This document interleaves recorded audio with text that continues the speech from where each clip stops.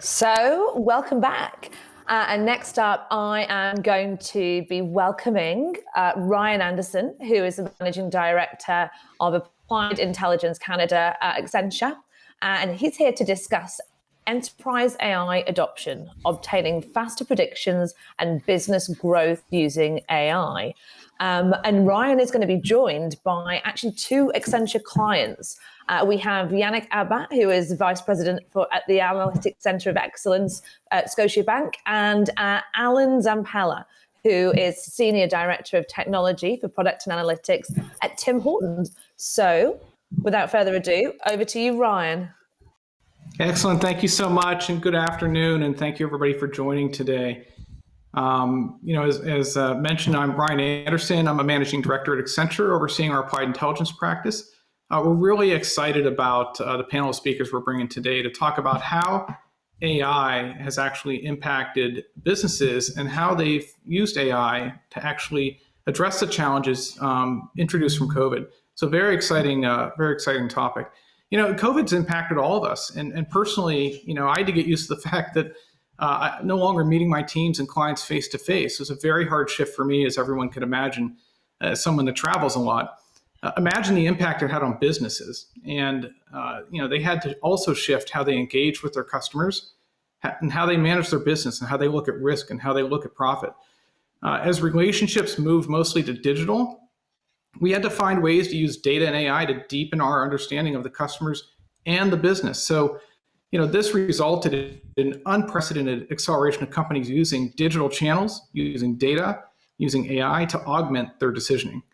So, what's the challenge? Well, we have to get access to reliable data at speed, and we have to find out how to scale AI. And this quickly went from being, a source of innovation, a topic we're all talking about, into being truly critical to the business. We had to find a way to accelerate how we can get to the right data at the right scale. So today, we'll hear from two individuals who have successfully scaled their AI applications to meet this challenge. And we wanted to give you a slightly different view, one from sort of the financial services space and one from the retail space, so you can sort of appreciate how COVID has really impacted them and how they've stepped up to the challenge. Yannick Abba joins us from Scotiabank.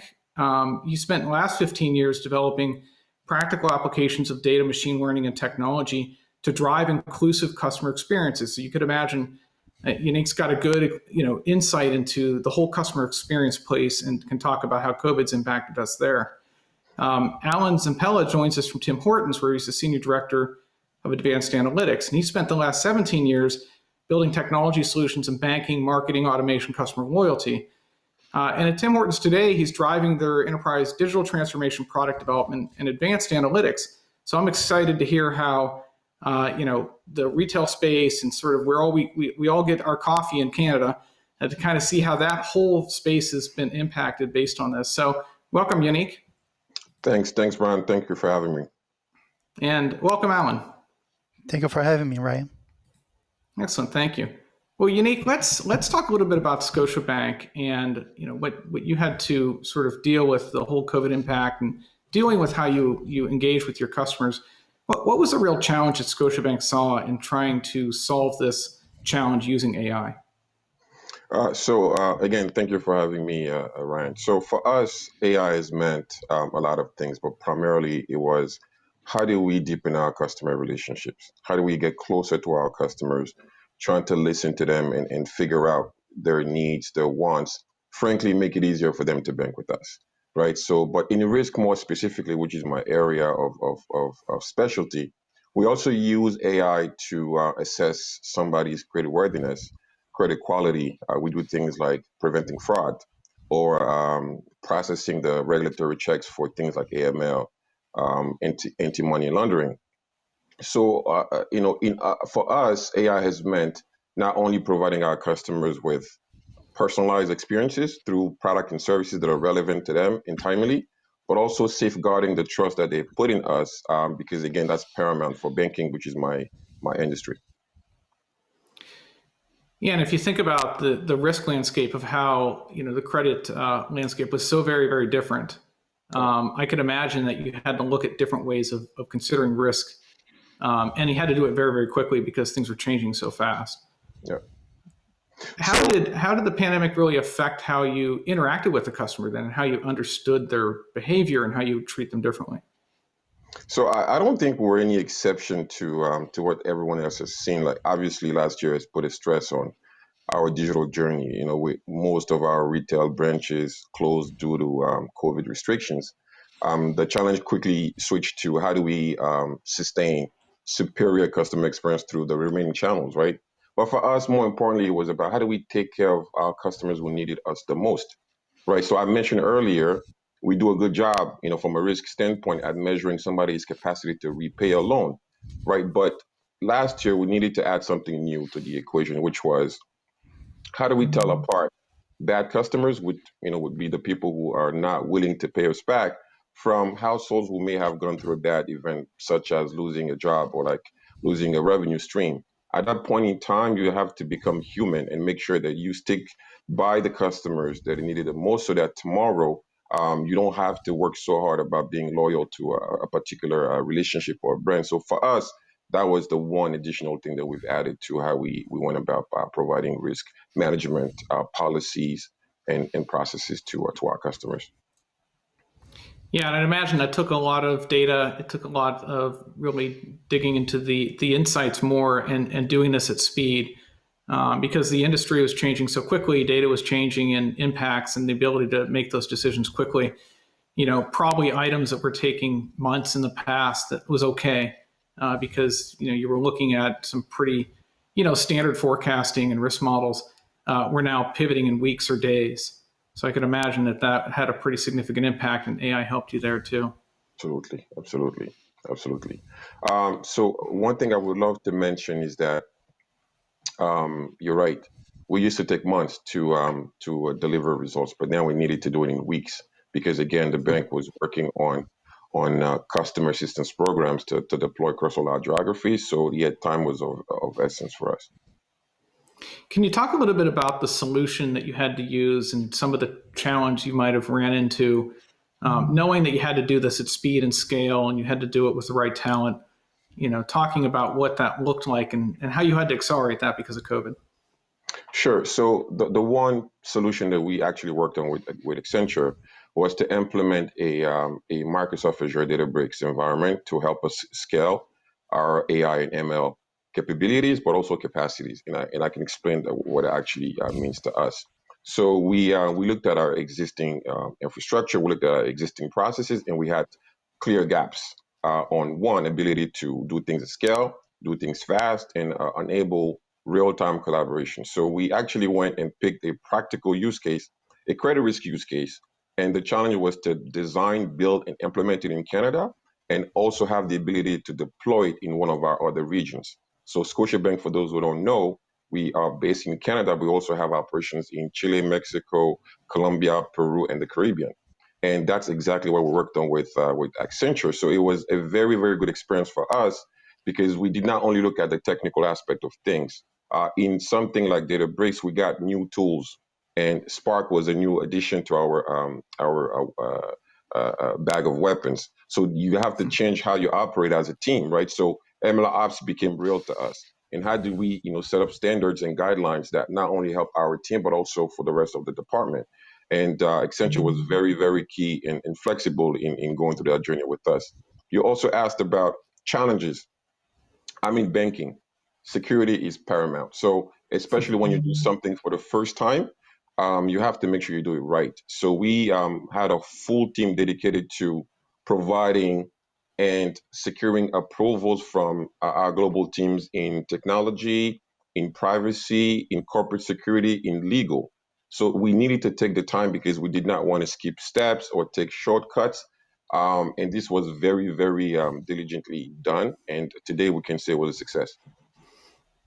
Yeah, and I think that's one of those things we all try to keep an eye on is be ready for the fact that getting the security clearance for this, with all the the concerns around data breaches and privacy, and that it's paramount. It has to be top of mind, and I think that we saw an acceleration of being able to solve those problems also because of COVID. That we had to get to market, and so I think in your case it was another great example of your teams working internally to do that, but it took time. Absolutely, absolutely, Absolutely. Excellent. Well, thank you, Yannick. I think that was a really good sort of insight into the banking sector, the use of and thinking about risk and how you think about helping your customers during that time. So it's a great story. Thank you. Thank you for having me. Excellent.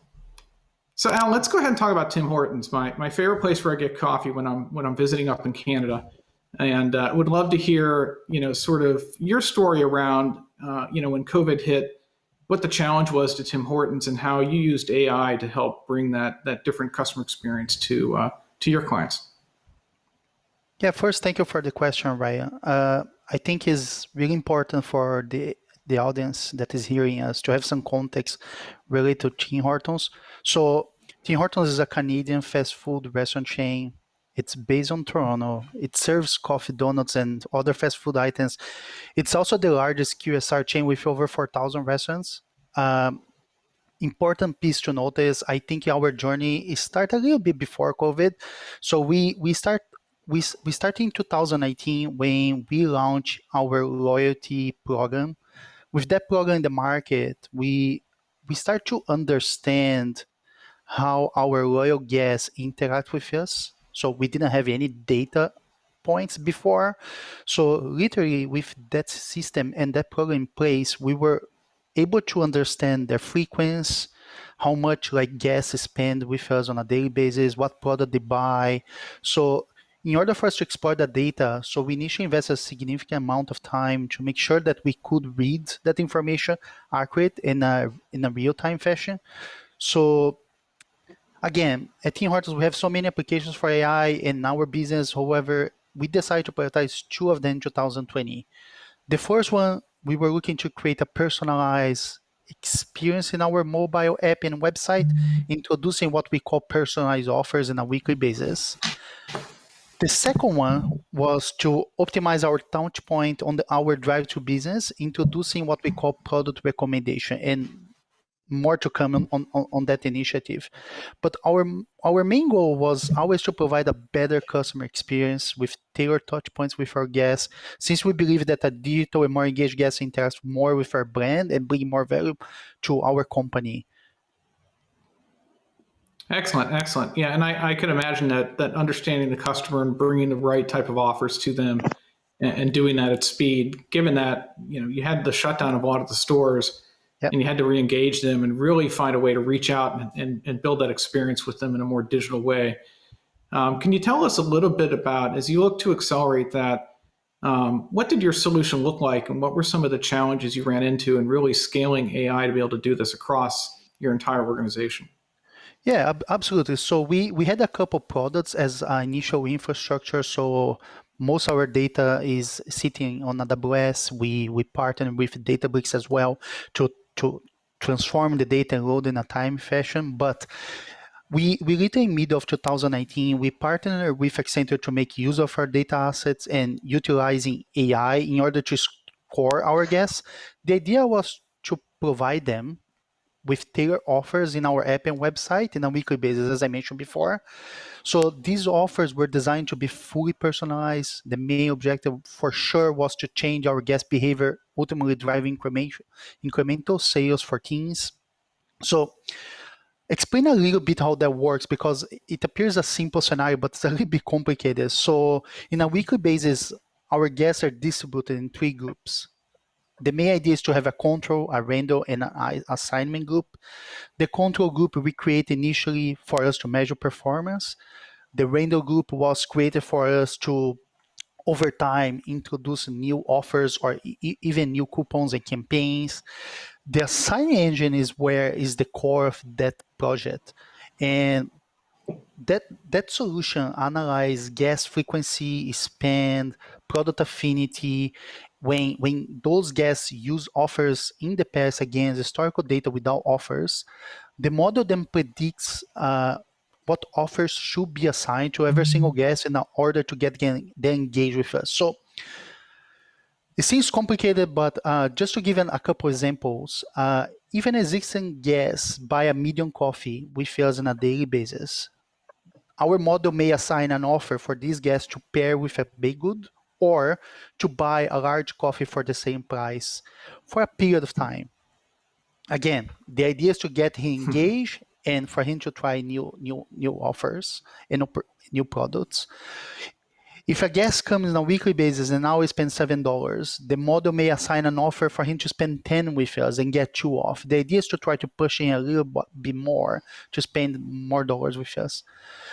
Again, this project for us, we started in the middle of 2020. If you think about it, there's a lot of data that we need to work through, security, and of course the model itself and deploy these. So it was a really successful project for us, and was only possible, of course, because we already had our data pipelines, really accurate data already available for us to play around. And I think it was a really good project for our internal team as well for Accenture.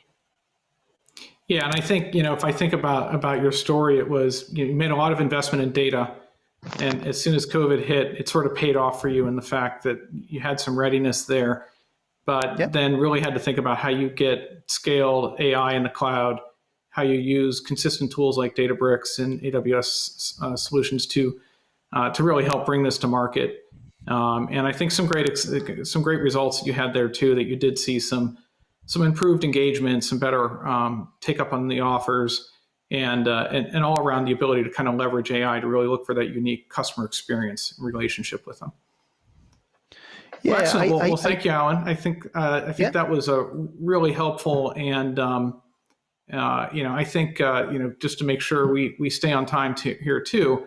I'll sort of pull out a couple different things that I heard from the topic that I think is interesting. One, enabling talent and is just as critical as the technology and modeling work. If you think about both Yannick and Alan both had to deal with the fact that we have to find the right people, and we also have to find the right technology and marry that together. So I know that was a real challenge, and that actually helped you solve some larger problems long-term in your organization. Second, scaling in the cloud. It's the right path to go, but it takes security and architecture approvals that can take a very long time. And I think we should just all be prepared for that, because it's done in the protection of our client data. And so as quickly as we think we can solve those problems, it's really important to keep that in mind. And third, this is all possible, right? I think that we've all talked about this, and we talk about scaling. We've talked about the use of these capabilities in cloud. This acceleration that we saw, over the last, year plus, and the great stories that you guys have had and how to accelerate that to the cloud shows that it is possible, as long as we're keeping in mind those key things around talent, standardization, security, and partnering with the right organizations to be able to bring that to scale in the market quickly. So, any closing thoughts, Yannick, Alan? So I would say again, thank you for having me. Thank you for the opportunity to share our story with not only the panel but everybody watching today. And I would like to close by saying that you're absolutely right. I know we've discussed a lot of the technical aspect of scaling up AI and ML, and we have witnessed significant operational efficiency gains by just leveraging this new technology, by changing our mindset and our processes on how we actually do and scale analytics. So again, I want to say thank you guys. It's made a real change for us, and looking forward to the next opportunity to collaborate. I think for us at Tim Hortons, again, we started this journey in 2018. For sure, resources is always an interesting one for us to tackle. And we are trying to be relevant as a brand. We are trying to be or refresh in terms of technology, right? So we are trying to be as much as involved with what the industry is doing in terms of like technology, products, and etc. to be relevant, for us to be able to attract the right talent and of course keep them engaged with us and working with us on a daily basis. Again, so many companies has so many interesting challenges on a day-to-day that, again, we sell coffees and donuts, right? So we need to keep it really interesting for those professionals out there, for them to come work with us and stay with us. Excellent. Well, thank you guys for the time, and thank you for everybody for listening. If you have any questions, please submit them as directed in the session details. we love to talk to you and others out there that have had similar experiences. And I appreciate your time. And hopefully this was a great session. Thank you, everyone. Thank you, guys. Thank you, everyone.